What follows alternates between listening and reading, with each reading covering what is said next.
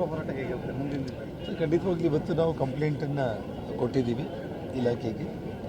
ಮತ್ತು ಇವತ್ತು ನಮ್ಮ ಪ್ರತಿಪಕ್ಷ ನಾಯಕರಾದ ಸನ್ಮಾನ್ಯ ಆರ್ ಅಶೋಕ್ ಅವರು ಮತ್ತು ಚೆಲುವಾದಿ ನಾರಾಯಣಸ್ವಾಮಿ ಅವರು ಇನ್ನಿತರ ಅನೇಕ ನಾಯಕರುಗಳು ಇವತ್ತು ಬೆಂಗಳೂರಲ್ಲಿ DG ಅವರಿಗೂ ಕೂಡ ಹೋಗಿ ಕಂಪ್ಲೇಂಟ್ ಕೊಟ್ಟು ಬಂದಿದ್ದಾರೆ.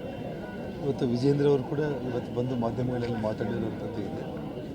ನಾಳೆಗೆ ಪಕ್ಷ ಇನ್ನೂ ಕೆಲವೊಂದು ತೀರ್ಮಾನಗಳನ್ನ ತಗೊಳ್ಳುವಂತಿದೆ. ಪಕ್ಷ ಏನು ತೀರ್ಮಾನ ತಗೊಳ್ಳುತ್ತೆ, ಯಾವ ರೀತಿ ಕಾನೂನು ಹೋರಾಟ ಮಾಡಬೇಕನ್ನೋದನ್ನು ಪಕ್ಷದ ತೀರ್ಮಾನದಂತೆ ನಾನು ಮುಂದಕ್ಕೆ ಹೋಗ್ತೀನಿ. ಈಗ ನೀವು ಕಂಪ್ಲೇಂಟ್ ಕೊಟ್ಟಿದ್ದೀರಾ, ನಿಷ್ಪಕ್ಷಪಾತವಾಗಿ ತನಿಖೆ ನಡೀತಾ ಅನ್ನೋ ವಿಶ್ವಾಸ ಇದೆಯಾ? ನೋಡಿ, ನನಗೆ ಇವಾಗ ಹೊಸದಾಗಿ SP ಬಂದಿದ್ದಾರೆ ಪವನ್.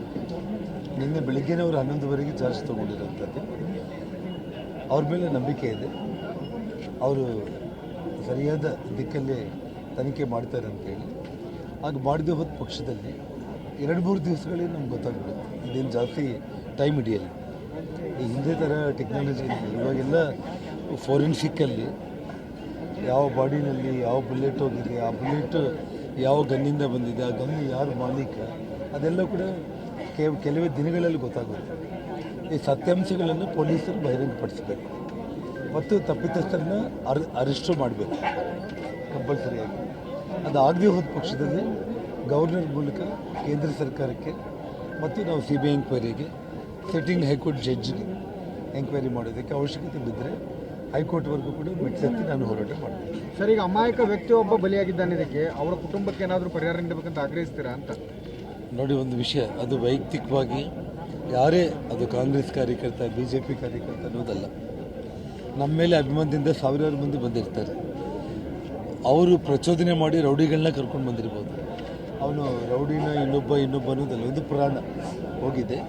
ಅದ್ರ ಬಗ್ಗೆ ನಮಗೆ ವಿಶೇಷವಾಗಿ ಈಗಾಗಲೇ ಶ್ರೀರಾಮುಲು ಬೆಳಿಗ್ಗೆ ಹೇಳ್ದಂಗೆ ಅವ್ರ ಆತ್ಮಕ್ಕೆ ಶಾಂತಿ ಸಿಗಬೇಕು, ಆ ಕುಟುಂಬಕ್ಕೆ ಧೈರ್ಯ ಕೊಡುವಂಥ ಒಂದು ಕೆಲಸ ನಮ್ಮಿಂದ ಕೂಡ ಖಂಡಿತವಾಗ್ಲೂ ಕೂಡ ನಡೆಯುತ್ತೆ. ನಾಳಿನ ಕಾರ್ಯಕ್ರಮ ಪೋಸ್ಟ್ಪೋನ್ ಮಾಡಿದ್ದಾರೆ, ಅದು ನನಗೆ ಗೊತ್ತಿಲ್ಲ. ಅದು ನೀವೇ ಹೇಳ್ತಾ ಇದ್ದೀರಿ. ನಾಳಿನ ಕಾರ್ಯಕ್ರಮ ರದ್ದಾಗಿದೆ, ನಾಳೆ ನಡೆಯೋದಿಲ್ಲ, ಪೋಸ್ಟ್ಪೋನ್ ಮಾಡಿದ್ದಾರೆ ಸೂಚನೆ ಕೊಟ್ಟಿದ್ದಾರೆ ಅಂತ. ಅದು ಅವರಿಗೆ ಬಿಟ್ಟಿದ್ದು, ಅವ್ರಿಗೆ ಬಿಟ್ಟಿದ್ದು.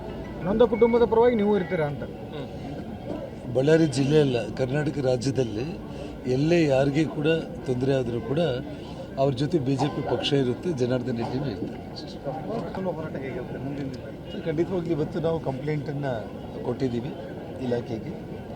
ಮತ್ತು ಇವತ್ತು ನಮ್ಮ ಪ್ರತಿಪಕ್ಷ ನಾಯಕರಾದ ಸನ್ಮಾನ್ಯ ಆರ್ ಅಶೋಕ್ ಅವರು ಮತ್ತು ಚೆಲುವಾದಿ ನಾರಾಯಣಸ್ವಾಮಿ ಅವರು ಇನ್ನಿತರ ಅನೇಕ ನಾಯಕರುಗಳು ಇವತ್ತು ಬೆಂಗಳೂರಲ್ಲಿ DG ಅವರಿಗೂ ಕೂಡ ಹೋಗಿ ಕಂಪ್ಲೇಂಟ್ ಕೊಟ್ಟು ಬಂದಿದ್ದಾರೆ. ಇವತ್ತು ವಿಜೇಂದ್ರ ಅವರು ಕೂಡ ಇವತ್ತು ಬಂದು ಮಾಧ್ಯಮಗಳಲ್ಲಿ ಮಾತಾಡಿರುವಂಥದ್ದು ಇದೆ. ನಾಳೆಗೆ ಪಕ್ಷ ಇನ್ನೂ ಕೆಲವೊಂದು ತೀರ್ಮಾನಗಳನ್ನ ತಗೊಳ್ಳುವಂತಿದೆ. ಪಕ್ಷ ಏನು ತೀರ್ಮಾನ ತಗೊಳ್ಳುತ್ತೆ, ಯಾವ ರೀತಿ ಕಾನೂನು ಹೋರಾಟ ಮಾಡಬೇಕನ್ನೋದನ್ನು ಪಕ್ಷದ ತೀರ್ಮಾನದಂತೆ ನಾನು ಮುಂದಕ್ಕೆ ಹೋಗ್ತೀನಿ.